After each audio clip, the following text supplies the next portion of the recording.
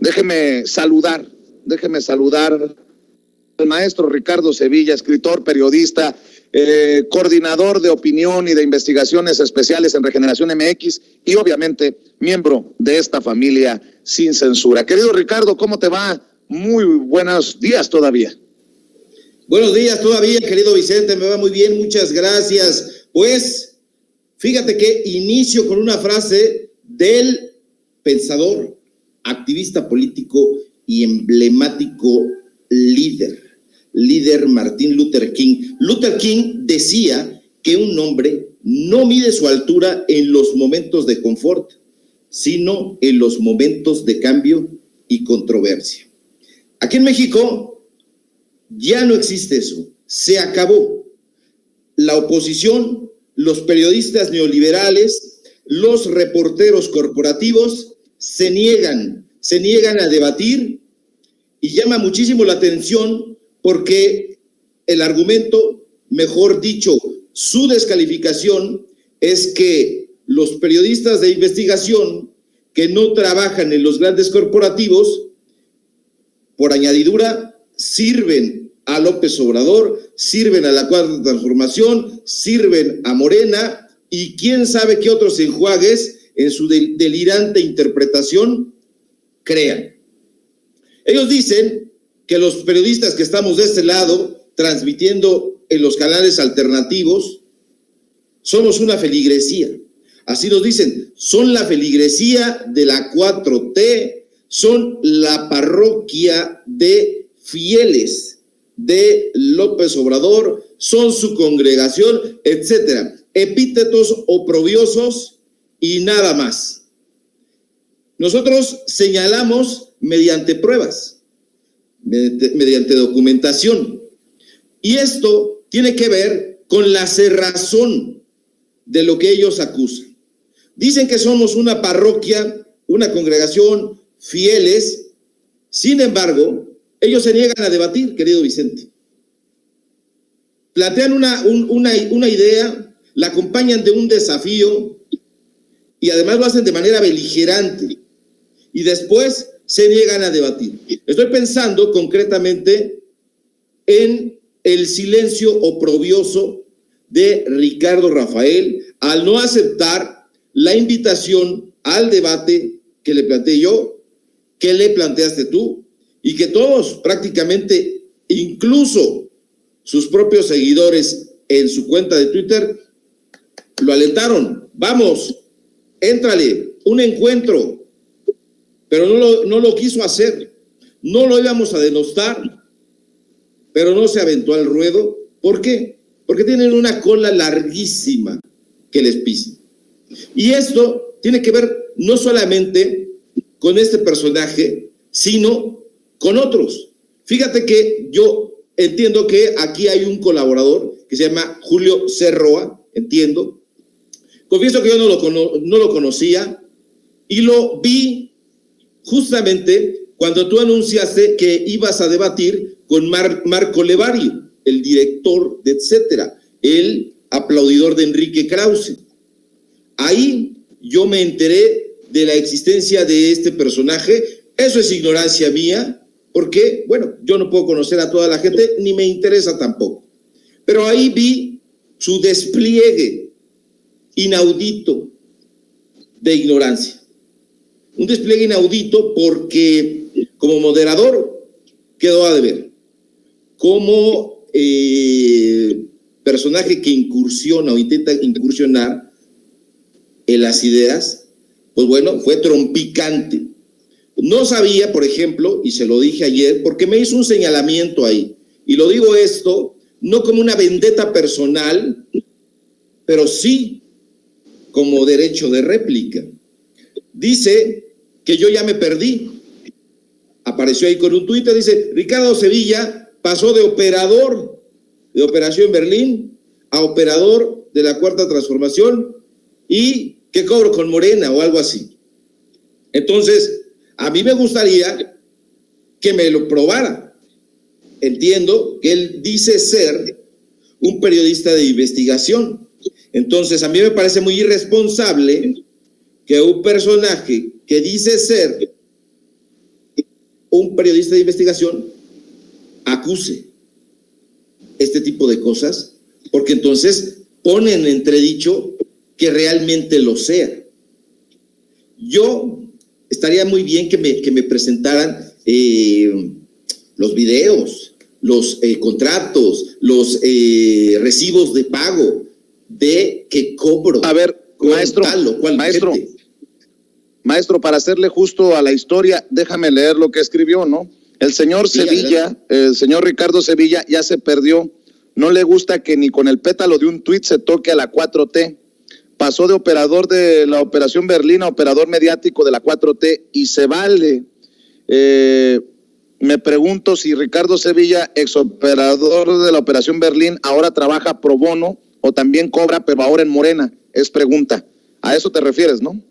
A eso me refiero, pero es una pregunta retórica. La pregunta retórica tiene la tramposa habilidad de formular una pregunta, pero ya tiene implícita una respuesta. A mí me parece que esto deja a un lado la controversia.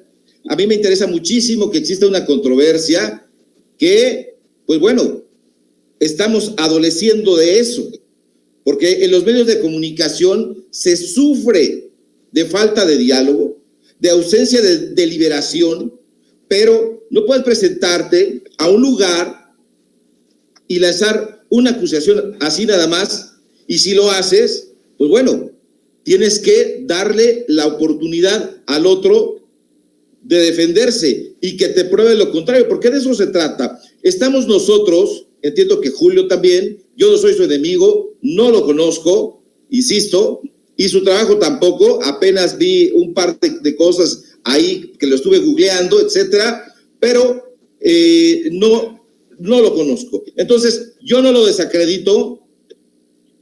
Él me dice que estoy perdido. Ese es un adjetivo que me parece demasiado apurado y que no abona a la deliberación. Pero más allá de todo esto plantea un escenario donde no estamos dispuestos a ver las cosas en su justa dimensión. Roa lo escribe a propósito de lo que yo publiqué sobre Julio Astillero. Yo dije que Julio Astillero, y ayer también aquí en Sin Censura lo compartí, me parece un periodista con una larga trayectoria, que tiene un trabajo luengo. Evidentemente, pues es un periodista ya de cierta edad, y pues bueno, tras de sí, dedicado a todo este asunto desde hace años, evidentemente acuñas y gozas de una carrera pues nutrida. Pero más allá de eso, que lo reconocí aquí en Sin Censura y lo publiqué en Twitter, también di voz, como debe hacer un periodista, a la contraparte, a Vilchis, y dije que la había adjetivado de una manera pues que me pareció impropia. Ahí está el tuit, y le adjudicó en un solo tuit, escribió 6, pero en uno solo se le aventó el cascada a Julio Astillero, calificándola pues de falta de rigor, de dogmática, etcétera, todo lo que ya sabemos, y eso lo puse en contexto, y eso no le gustó a Arba. Entonces, yo, ¿dónde tengo que ver ahí con la 4T? ¿Dónde tengo que ver ahí con Morena? Me pareció es un dislate, como de esos discos rayados que de pronto vemos en las películas cómicas, que tú estás en un tema y de pronto alguien sale con una grasejada que no tiene absolutamente nada que ver. Y esto es porque creemos que toda la prensa y todos los personajes estamos ideologizados. Y eso no es así. Aquí, lamentablemente, estamos acostumbrados a que nos presenten las cosas en blanco y negro. Y hay toda una paleta de colores que tú tienes que recorrer para poder llegar de un lugar a otro. Entonces, no estamos dispuestos a controvertir sobre ello y descalificamos a las primeras de cambio y dicen, bueno, es que si critica a Julio Astillero, entonces es un hincha de la 4T. ¿Y eso qué tiene que ver? Yo puse a Astillero en sus justas dimensiones, me parece, o mejor aún, desde mi punto de vista, que se puede controvertir, pero jamás dije que yo poseía la verdad sobre todo esto. Ahora, hay que entrar a profundidad sobre el concepto de debate, porque el debate intelectual es muy diferente a un duelo, un duelo no necesariamente dialéctico, que en realidad tendría que reducirse a una cuestión de resultados argumentativos. Si tú presentas ante la gente una postura, la tienes que defender, sí, con vehemencia, pero la vehemencia no importa, y es lo que ayer decíamos sobre Vilchis. ¿Qué le están condenando? Que esté nerviosa, que palidezca, que no hable de corridito. Eso no tiene nada que ver con sus planteamientos. Si los otros son circenses de la palabra, equilibristas verbales y todo eso, es artilugio retórico. En realidad, el debate intelectual tiene que ver con una confrontación con las ideas, no con las personas. No es una camorra, no es una pelea callejera. Y en la tradición intelectual mexicana hay una larga experiencia de duelos, que no de debate. Hay que recordar, por ejemplo, los duelos intelectuales entre Octavio Paz y Carlos Monsiváis. ¿Qué decía uno? Octavio Paz decía de Carlos Monsiváis: Carlos Monsiváis no tiene ideas, tiene ocurrencias. ¿Lo probó? No, era un artilugio verbal. ¿Qué respondió Carlos Monsiváis? Octavio Paz no tiene ideas, tiene recetas. Pero se convirtió en un intercambio de recursos retóricos, de metáforas, de imágenes, de metonimias y todo eso que ellos hacían muy bien, porque eran literatos muy bien sobrados. Hay que recordar los debates entre Ignacio Manuel Altamirano y Manuel Paino.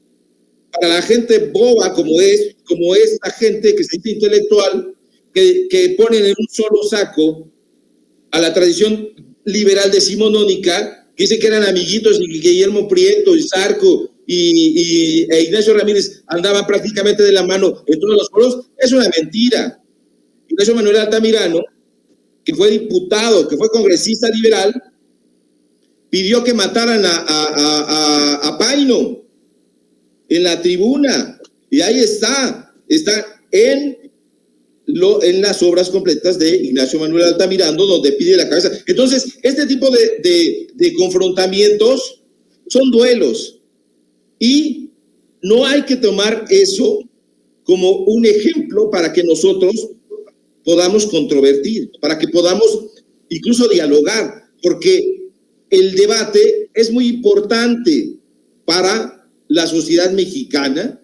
Es una forma en la que podemos nosotros comunicarnos y combatir todo esto que estamos acusando aquí en Sin Censura, en varios medios, en Regeneración, sobre el gran problema que significa que en estos foros de Televisa, de Televisión Azteca, haya una unanimidad de puntos de vista.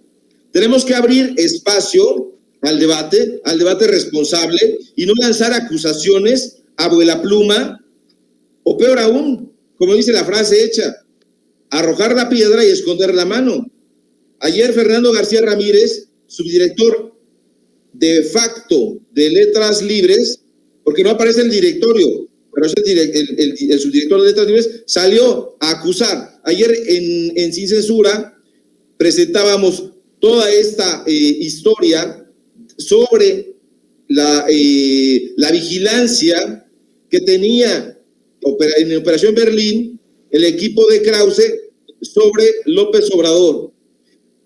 3 años tenía que Fernando García Ramírez había sido señalado, presentado con pruebas toda su participación, y había hecho mutis. Pero ayer salió, ¿y con qué crees, querido Vicente? Con una serie de diatribas.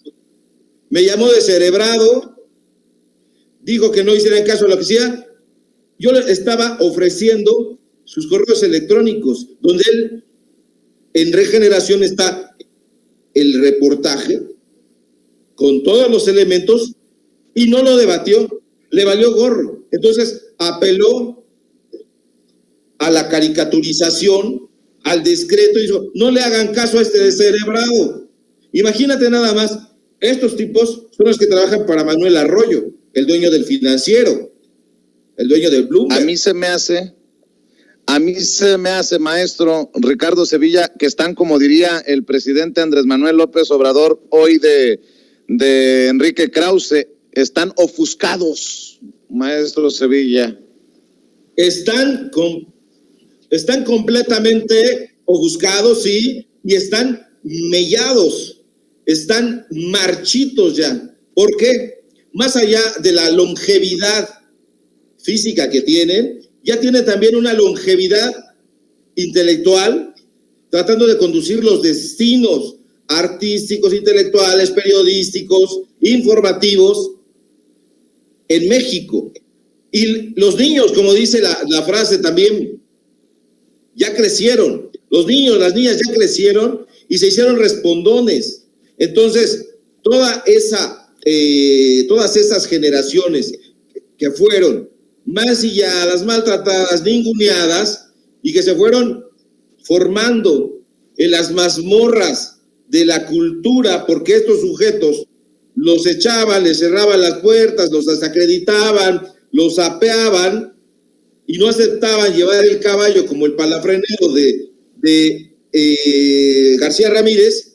Entonces ya no estamos dispuestos a que eso continúe. Ahora, ya nada más para cerrar con el asunto de Roa, el debate que yo le planteé no fue un duelo, no es un reto beligerante, no es un asunto de titanes medievalistas, ni de espadas, ni de cuchillos, no, nada más alejado de eso, porque yo siempre debato. Tengo una gran pasión por el debate, porque decía el poeta francés Paul Valéry que la pasión por la destrucción incluso es una pasión creadora. Y es que si tú no destruyes las viejas construcciones ya viejas, supongamos te venden un terreno y ahí hay un armatoste inservible, pues lo tienes que derrumbar. ¿Para qué? Para después edificar algo muy sólido. Y es precisamente de lo que se trata esta transformación, que incluso va más allá de los planteamientos del propio presidente, porque no lo hemos entendido de esa manera. Es una transformación no solamente en el ámbito social, en el ámbito político, es también una transformación en los ámbitos culturales, en los ámbitos artísticos, en los ámbitos de todo tipo en México. Entonces, si no entendemos esa parte, vamos a seguir ahí enmoheciéndonos y dándole la palabra a estos sujetos que ya se ve. Tú lo has dicho, me lo han dicho en otros foros también. Cuando ven esto en Twitter, me dicen, bueno, yo alzo la mano y que se venga para este foro y lo debatimos. Pero ellos imaginan que yo les voy a dar una paliza, pero parece que los estoy retando a muerte, como lo que hizo Irineo Paz y el hermano de Justo Sierra. Irineo Paz fue el abuelo de Octavio Paz, poca gente lo sabe, pero Irineo fue un revolucionario, mejor dicho, un porfirista. Revolucionario fue Octavio Paz Solórzano, el padre de Paz, y tuvo un duelo con el hermano de Justo Sierra y lo mató. Pero no estamos hablando de eso, yo no en particular. Ahí está Julio Astillero, ni siquiera me puso un like, no se lo reprocho porque yo no trabajo para eso, Vicente, público. A mí no me interesan los likes de los personajes, porque yo me pregunto, ¿por qué defender la credibilidad de un personaje, de un periodista, de un intelectual? Pues que se defienda solo. No dicen que tiene los argumentos, no dicen que tiene los pelos de la burra en la mano, pues que los planteen, que los expongan y que no sean como estos motivadores en un estadio, en un foro, que dicen, a ver, apóyenme, ¿quién dice que tengo la razón? ¿Y quién dice? No, eso es una payasada. En realidad, si nosotros tenemos los argumentos, podemos presentarlos y dejarnos de eufemismos y dejarnos de fantocherías. Entonces, el debate es eso. no acabar con el adversario, no desdeñarlo, tomarle la palabra. Y si nosotros tenemos los argumentos, pues entonces no va a haber ningún problema y no vamos a salir ni siquiera enemigos. Es como una pelea en artes marciales. La gente que combate en un encuentro de taekwondo, por ejemplo, o del arte marcial que quieras, pues pelea, termina la pelea, bueno, antes y después se dan la mano, incluso terminan el encuentro con un abrazo, pero aquí no. Entonces, estos intelectuales de la élite, estos intelectuales voceros del corporativismo, se entiende que no quieran debatir, pero imitar esas prácticas, Julio Astillero, Julio Roa, los Julios, o sea, por favor, se entiende que Ricardo Rafael no quiere prestar argumentos, pero ustedes, por favor, suena a una afrenta terrible. Entonces, yo debato cuando sea propicio, cuando sea necesario, porque tampoco voy ofreciendo puerta a puerta al canvaseo madriles intelectuales. Aquí lo dejo, querido Vicente.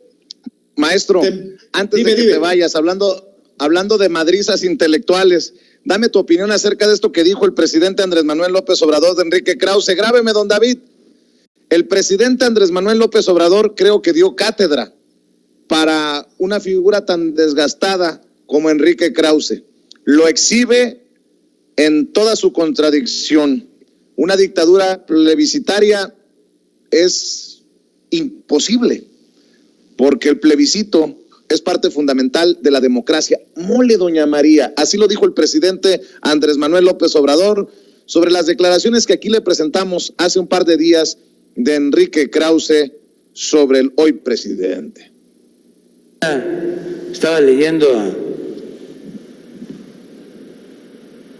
a Krause, pero más que nada su mensaje de Twitter, haciéndome una crítica, entre otras, ¿no? Dice, dictadura plebiscitaria.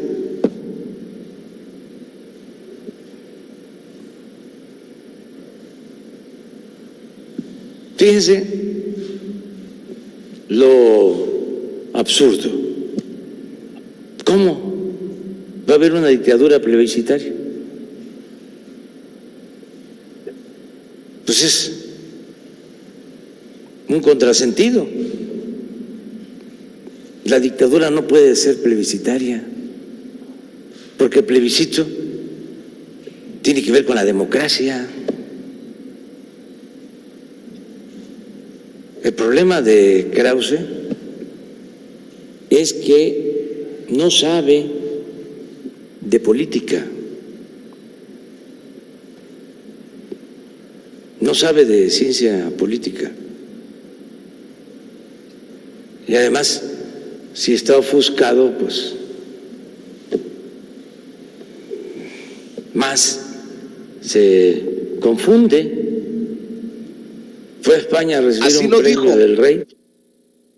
Así lo dijo el presidente Andrés Manuel López Obrador sobre Enrique Krause. Está ofuscado, no sabe de política. Enrique Krause, tengo entendido por Quique Legorreta, que me acaba de alertar, que escribió un tuit y lo borró, en el que se queja de el presidente Andrés Manuel López Obrador por un supuesto reclamo del presidente por no haber hecho llamados a participar en la consulta del 1 de agosto. Ricardo Sevilla, tu reflexión sobre los dichos del presidente para cerrar. Bueno, rápidamente le va a ir como en feria ahí a su community manager, porque ya sabemos que Krause no sabe encender la computadora y menos entrar a Twitter. Entonces le va a ir como en feria, porque seguramente el ingeniero nacionalizado español dictó una cosa, el community manager lo subió a su Twitter, lo vio, lo revisó el ingeniero y se encabronó. Entonces le va a ir como en feria, y ante este tipo de irresponsabilidades que dice el presidente y dice bien, dan ganas de darle unas calificaciones de grueso calibre, porque es precisamente de lo que estamos hablando. Sí, no sabe de historia, no sabe de ciencia política, no sabe ni siquiera lo que es la diferencia entre una biografía y una novela. No escribe, no es un escritor para pronto. Entonces, hay que tener en cuenta que estos personajes ya están encallados ahí, querido Vicente. Ya son gente asilvestrada y lo único que hacen para tratar de reconquistar lo que alguna vez tuvieron, pues es tratar de salir a la arena pública y con mazos y con cuchillos y con lanzas, y digo silvestres por algo, porque eso es lo que hacen, desacreditar, denostar, pero como lo hacen con mucha gravedad desde los medios monopólicos de comunicación, entonces la gente ve un set muy bonito y a mí me ve con una pared aquí atrás blanca y me ve oscuro porque no tengo una buena luz, entonces dice, es pobre, está jodido, está aprieto, no hay que hacerle caso. Eso es muy importante porque es algo que está en el ideario del mexicano y que estos personajes canallas lo inocularon en el imaginario mexicano. Te envío un fuerte abrazo, querido Vicente, nos vemos mañana y los invito a seguirme en mi cuenta de Twitter, @SevillaCrítico, en mi Facebook, Ricardo Sevilla, así nada más, y desde luego, en lo que publicamos hoy en Regeneración, va una investigación especial en un ratito sobre Germán Martínez, el senador morenista de Operación Berlín. Mañana lo comentamos, querido Vicente. Fuerte abrazo, público. Claro que sí, gracias, Ricardo. Estamos al pendiente de lo que publiquen sobre Germán Martínez, el que fuera director del Instituto Mexicano del Seguro Social, el que fuera uno de los hombres más cercanos de Felipe Calderón y que se cambió de camiseta y terminó en las filas de Morena, aunque muchos seguimos cuestionando sus comentarios y decisiones en ocasiones desafortunados. Bueno, Enrique Krause, y grábeme, don David, Enrique Krause se queja, llora porque el presidente Andrés Manuel López Obrador le reclama su